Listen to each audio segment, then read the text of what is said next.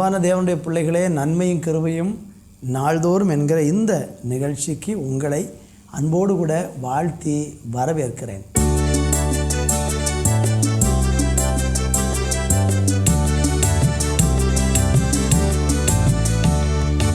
ஜீவ தண்ணீரே, ஆவியானவரே, வற்றாத நதியாக வாரும் போதகரே. ஜீவ தண்ணீரே, ஆவியானவரே, வற்றாத நதியாக வாரும் போதகரே. வாருமையா போதகரே, வாருமையா போதகரே, வற்றாத ஜீவ நதியாக, வற்றாத ஜீவ நதியாக. ஜீவ தண்ணீரே, ஆவியானவரே, வற்றாத நதியாக வாரும் போதகரே. ஜீவ தண்ணீரே, ஆவியானவரே, வற்றாத நதியாக வாரும் போதகரே. கணுக்கால் அளவு போதாதையா, முழங்கால் அளவு போதாதையா, கணுக்கால் அளவு போதாதையா, முழங்கால் அளவு போதாதையா. நீந்தி நீந்தி மூழ்கணுமே, நீந்தி நீந்தி மூழ்கணுமே, மிதந்து மிதந்து மகிழணுமே, மிதந்து மிதந்து மகிழணுமே. வறுமையா போதகரே, வறுமையா போதகரே, வற்றாத ஜீவ நதியாக, வற்றாத ஜீவ நதியாக.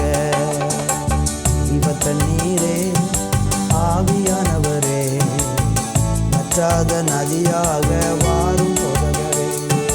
ஜீவ தண்ணீரே, ஆவியானவரே, வற்றாத நதியாக வாரும் போதகரே.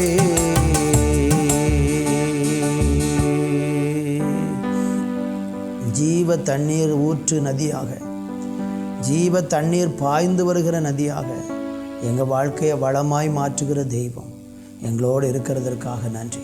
நம்முடைய கரங்களில் எங்களை தாழ்த்தி தருகிறோம். இயேசுவின் நாமத்தில் பிதாவே, ஆமேன், ஆமேன். அன்பான தேவனுடைய பிள்ளைகளே, இந்த நாளை தியானிப்பதற்கு யோவான் சுவிசேஷம் 7ஆம் அதிகாரம் 38வது வசனம்.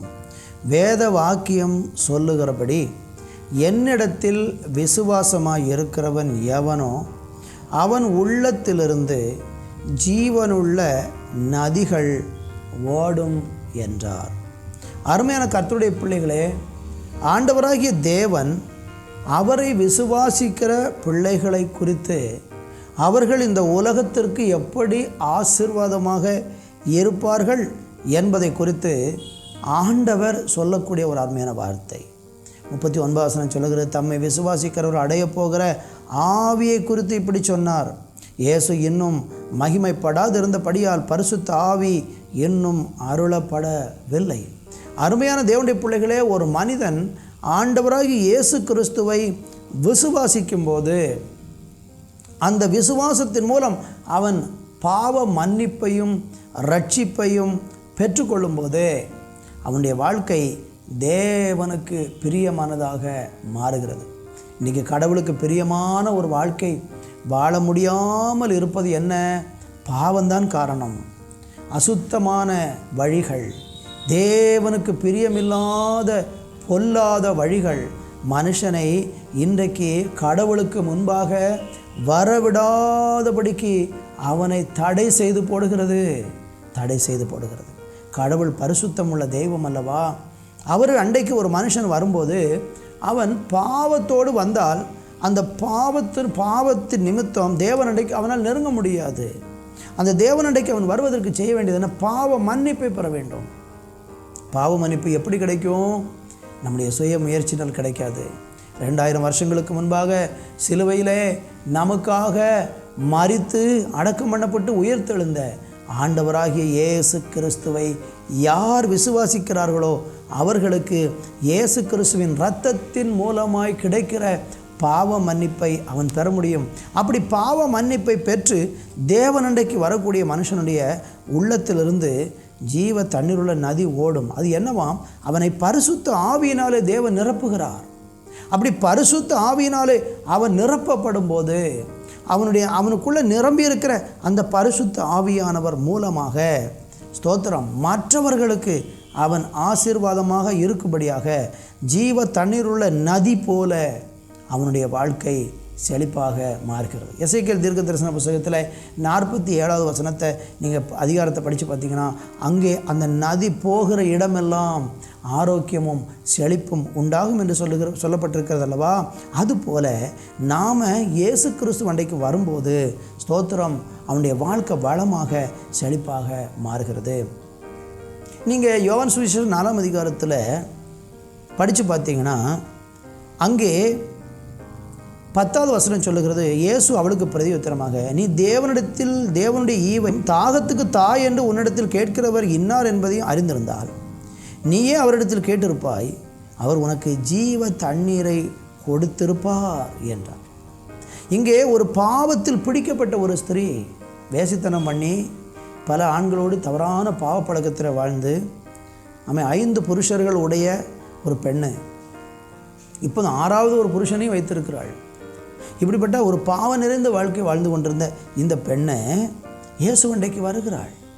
அவளுடைய பாவம் கொடியதாக எண்ணப்படுகிறது. ஆனால் இயேசு அந்த பெண்ணை மன்னிக்கிறதை பார்க்கிறோம். அவள் இயேசுவண்டைக்கு வந்து தன்னுடைய வாழ்க்கையை ஒப்பு கொடுக்கிறதை பார்க்கிறோம். இயேசு அவளுடைய பாவத்தை மன்னிக்கிறாள். அப்படி மன்னித்த போது அவள் அந்த பாவ மன்னிப்பை பெற்ற உடனே அது வரைக்கும் அநேகருடைய அழிவுக்கும் வீழ்ச்சிக்கும் அநேகருடைய வாழ்க்கையின் கேட்டுக்கும் காரணமாக இருந்த இந்த பெண்ணை அவருடைய கிராமத்துக்கு ஓடி போகிறாள். போய் எல்லார்ட்டையும் சொல்ல, நான் ஒருவரை பார்த்தேன், அவர் மேசியாவா என்று நீங்கள் வந்து பாருங்கள், அவர் என்கிட்ட இருக்கிற எல்லாவற்றையும் அவர் சொல்லிட்டாரு, அவர் கிறிஸ்து மாதிரி இருக்கிறாரு. அப்படி சொன்ன உடனே அந்த கிராமமே அவளுடைய பேச்சை கேட்டு இந்த இயேசுவண்டைக்கு வந்ததை பார்க்கிறோம். இயேசுவை வந்து விசுவாசித்ததை பார்க்கிறோம். என்னை கேட்டுக்கொண்டிருக்க அருமையானவர்களே, இதுதான் ஜீவ தண்ணீருள்ள நதி. நம்ம வாழ்க்கை இன்றைக்கி அநேகருக்கு அழிவுக்கு காரணமாக இருக்கலாம். நீங்கள் எத்தனையோ பேருடைய வாழ்க்கைக்கு இடரில் இருந்திருக்கலாம்.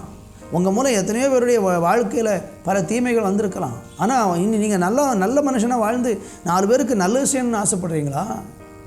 உங்கள் இருதயத்துள்ள பாவம் மன்னிக்கப்பட்டால் உங்களுக்கு ஜீவநதி புறப்பட்டு அநேகருடைய வாழ்க்கையை வளமாக ஆசீர்வாதமாக மாற்றும். அது இயேசுவாலே மாத்திரமே முடியும், வேறு ஒருவராலும் முடியாது. அதற்கு தேவை இயேசு கிறிஸ்துவை உங்களுடைய ஆண்டவரும் உங்களுடைய இரட்சகருமாக இன்றைக்கு ஏற்றுக்கொண்டு பாருங்கள். அவர் தான் உங்களை மன்னிக்க முடியும். மனுஷன் உங்களை மன்னிக்காமல் இருக்கலாம், கவலைப்பட வேண்டாம்.